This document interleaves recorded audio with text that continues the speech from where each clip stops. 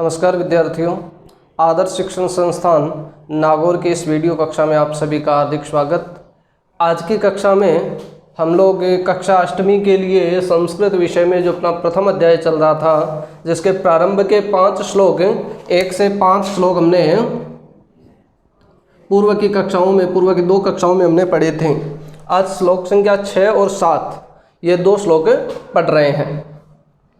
श्लोक संख्या 6 है पुष्प पत्र फल छाया मूल वल्कल दारुभिः धन्या महिरुहा यशाम विमुखम यान्ति नार्थिनः।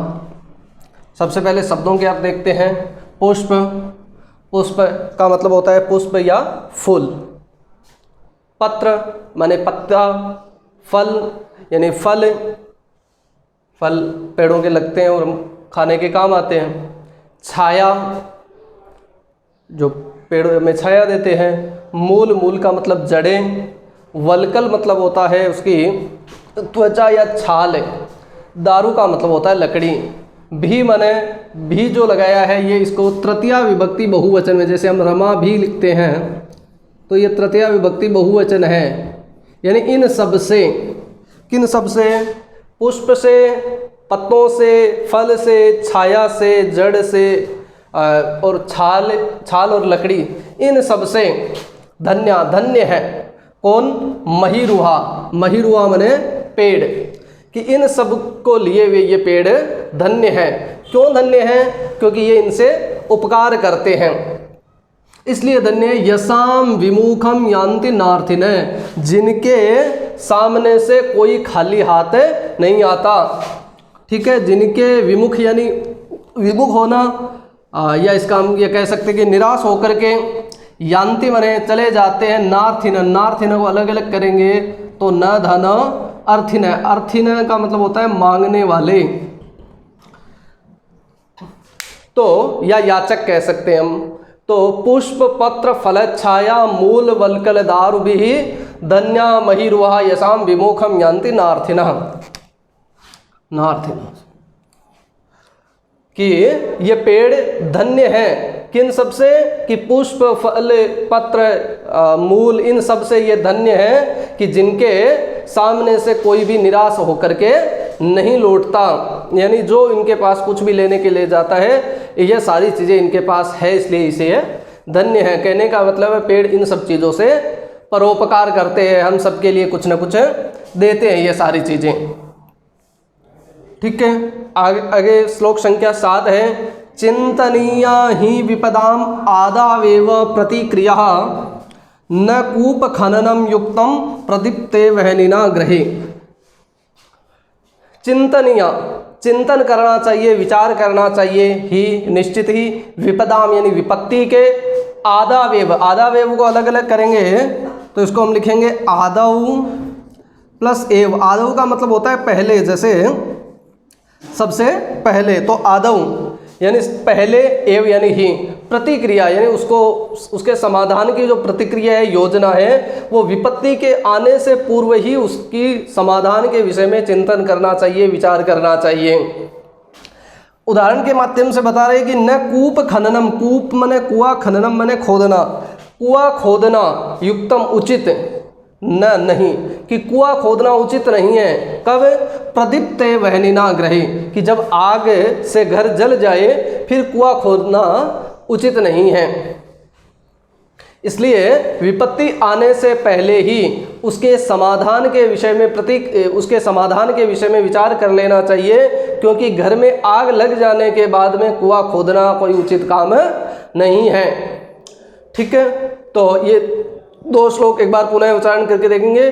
पुष्प पत्र फल छाया मूल वल्कल दारुभिः धन्या महिरुहा यशाम विमुखम यान्ति नार्थिनः, कि पुष्प से, पत्तों से, फलों से, छाया से, जड़ों से और ये अपने छाल से और लकड़ी से, इन सब से ये पेड़ धन्य हैं, जिनसे कोई भी खाली हाथ लौट करके, जिनके सामने से कोई भी खाली हाथ लौट करके नहीं आता, या निराश होकर के, याचक निराश होकर के नहीं आता। इनमें से कुछ न कुछ चीज़ें वो लेकर के ही आता है। इन सब चीज़ों से वो धन्य है। चिंतनीया ही विपदाम आदावेव प्रतिक्रिया न कोप खननम युक्तम प्रदीप्ते वहनिनाग्रहे। विपत्ति के आने से पहले ही उसके समाधान के विषय में विचार कर लेना चाहिए, क्योंकि घर में आग लग जाने के बाद में कुआं खोदना उचित नहीं है। अस्तु, ये दो श्लोक अपने बचे हुए जो इस प्रकार से इस पाठ के कुल जो 7 श्लोक हैं, उन 7 श्लोकों को हमने पढ़ा है। और इन 7 श्लोकों के बाद में हम लोग जब अभ्यास प्रश्नों की ओर चलते हैं तो इसमें सबसे पहला जो प्रश्न आता है वो प्रश्न है कि सभी श्लोकों को आपको उच्चारण करना है, शब्द से प्रत्येक का उच्चारण करना है। तो पहला प्रश्न तो मौखिक है, जिसके अंदर आपको इनका उच्चारण करना है श्लोकों का, और उच्चारण करके अच्छी प्रकार से इन श्लोकों को याद करना चाहिए। तो पहला प्रश्न स्वतः करने योग्य है, इनका सस्वर वाचन करना है। प्रश्न संख्या 2 है। प्रश्न संख्या 2 रिक्त स्थान पूर्ति है। रिक्त स्थान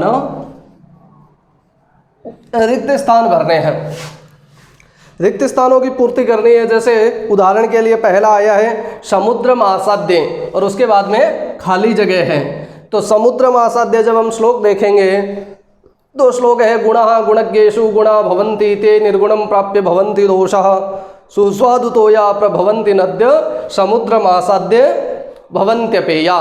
तो उसमें खाली जगह में क्या आ जाएगा? भवन्त्यपेया।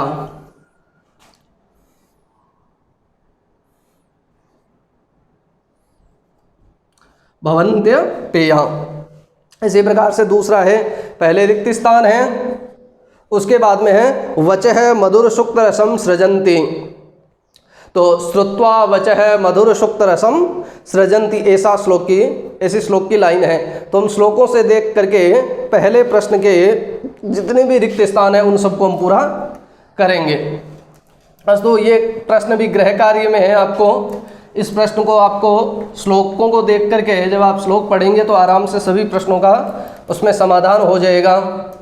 केवल श्लोकों से ही अपने को पंक्तियां पूरी करनी हैं। इसके बाद में प्रश्न संख्या 3 है, जिसमें एक पदेन उत्तरत, यानी एक पद के अंदर उत्तर लिखना है। एक पद मतलब एक शब्द के अंदर ही उत्तर देना है, एक शब्द का उत्तर होगा। अब इसमें कौन कौन से प्रश्न हैं? तो सबसे पहला प्रश्न है वेस्निनः किम नश्यति।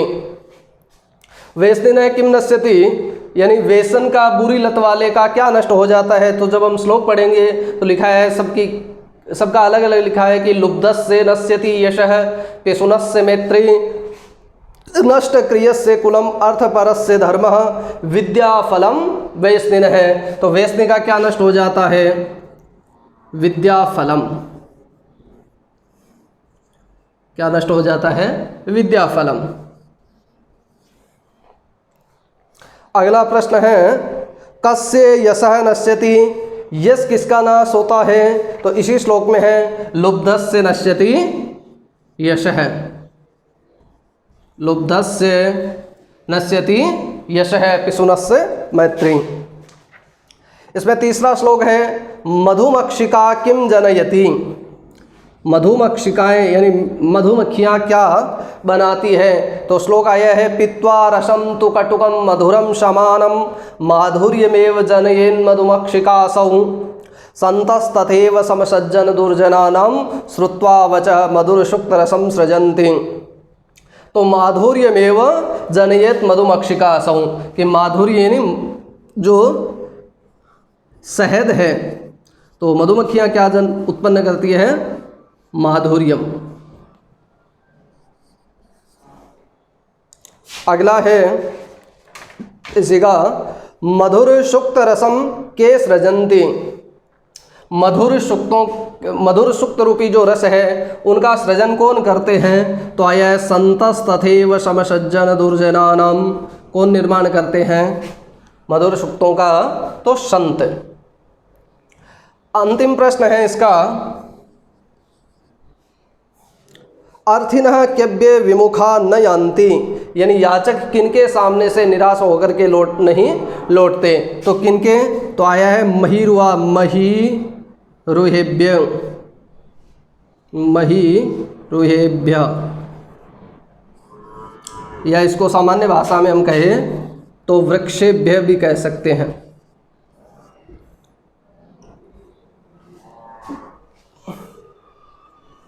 ठीक है, तो अर्थिनः केभ्य विमुखा न यान्ति, महीरुहेभ्य या वृक्षेभ्य। इसके बाद में इसका प्रश्न संख्या 4 है।